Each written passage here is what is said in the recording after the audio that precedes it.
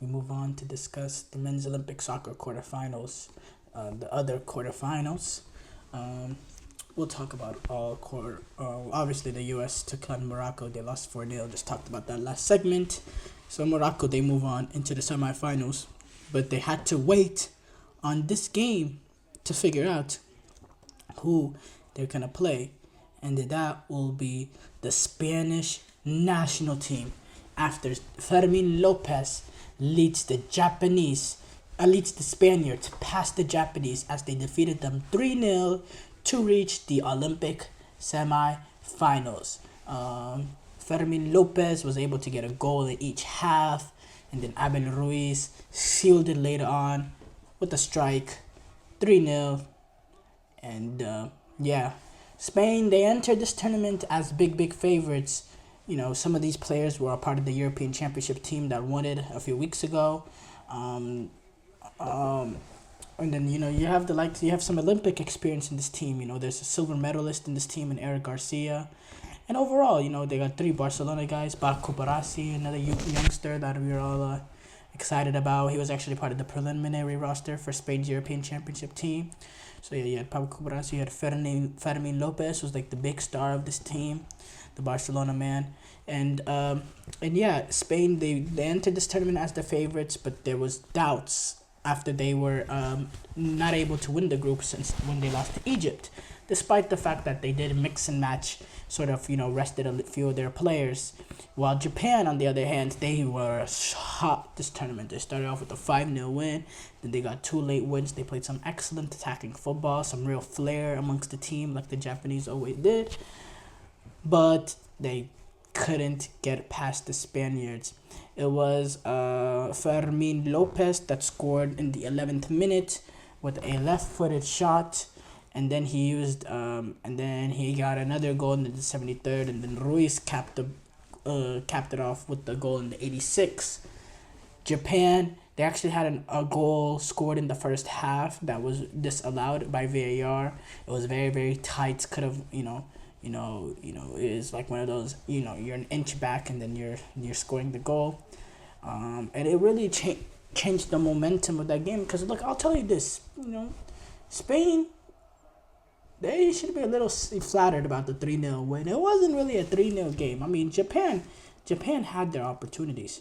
Japan played some football. Japan were able to, have a pattern of being able of sort of control of possession and creating a lot of opportunities. It wasn't just Spain that showed up the entire, Japan, they did well for themselves. They really did. And they were really good, but it was just not enough. I'll say this. On the first goal, Mao Hosaya, he was marking Pau Kubarasi, trying to win the ball, but it spun and then it got fired home. No. So Spain, when Spain scored 1-0, Pau Hosaya was marked by Pau Kubarasi, and he won the ball, and he was able to spin and get that apparent equalizer. But again, the VAR spotted a piece of Hosaya's ankle being closer to the goal, and that really makes, those sort of fine margins, and that's what football is. Fine margins have big impact in this sort of tournaments. It really is, and it's disappointing for Japan because they actually won their group, and you would think by winning the group you get to avoid any of the potential juggernauts in a team like Spain, but instead Spain ended up resting themselves, and they didn't really care about getting first place as much as the Japanese did, and they didn't get first place. So Japan is taking on a team that really shouldn't be a second place team, and that's just what tournament football is at the end of the day. Sometimes things like that just happens, and it's disappointing for Japan, because I tell you what, there was a few moments in this game, going down a goal early. Maybe that experience of having overage players could have pushed them through, because this is a Japanese team that has no overage players, none. So maybe that sort of experience was able to get them through the psychological blow of going down early and end up recovering it emotionally better than what they were able to do. But again, I still thought they had played some decent football, and I thought their response was overall well. I do. I didn't think they were exactly. I don't think they were exactly bad, in terms of how they were able to respond. They just couldn't get the ball into the back of the net, and sometimes it's just that kind of game. It's just that kind of game. Sometimes you can't get the ball in the back of the net. It happens, and when Japan didn't take advantage of their opportunities, the Spaniards did. You look at the stats. Uh, you know, it was 12 shots for Spain, 9 shots for Japan, 5 shots on target for Spain, 2 shots on target for Japan. It wasn't really a domination by here or there. I do think 3-0 was a little not reflecting of the game we saw, but Spain were the better team. Spain showed the more quality. That strike from outside the box, that's a brilliant goal. Brilliant goal. But yeah, Spain, they're gonna move on to take on Morocco. We'll talk about that later on in one of the later segments. We have to move on to the next semifinal or quarterfinal, which was Egypt taking on Paraguay. Egypt was able to defeat Paraguay in penalties to reach the semifinals after not being able to reach the semifinals in the last 3 quarterfinals that they played. They kind of had a curse of quarterfinals at the Olympic Games, and we thought that's how it was gonna go after Paraguay was able to take the lead in the 71st minute with Diego Gomez getting the goal, and we thought, oh, here we go again, another Egyptian quarterfinal loss at the Olympic Games. Couldn't get over that line, but just as we thought, Egypt was going home. In the 88th minute, Adel, who's had a brilliant tournament, and one of the better youngsters, one of the more tidy sort of players that Egypt has developed over that came up the ranks of Egypt, the 23-year-old, was able to get the goal in the 88th minute, a header to send the game into extra time, and then it's so disappointing from then on, for Paraguay, being a few minutes away from, reaching the semifinal of the Olympic Games to losing in a penalty shootout. Ibrahim Adel, the player that sent the game into extra time, was able to get the final penalty kick and seal that semifinal appearance for Egypt. Yeah, it's really disappointing for Paraguay, really sad for Paraguay, because again, Paraguay, they did really good for themselves, being able to recover emotionally from that 5-0 loss that they suffered in the opening game of the Olympic Games.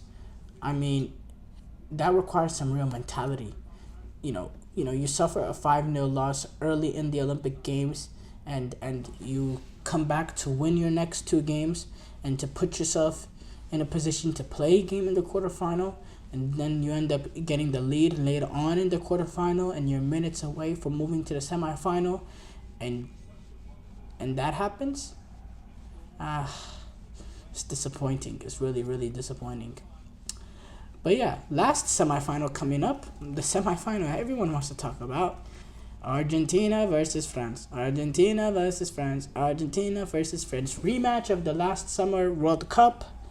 And, there's a lot of tension with what happened at the last World Cup, the celebrations post-game from Emiliano Martinez. And then at this Copa America, after winning it, the derogatory chants that was portrayed on Enzo Fernandez's live, and that really got these French players up for it.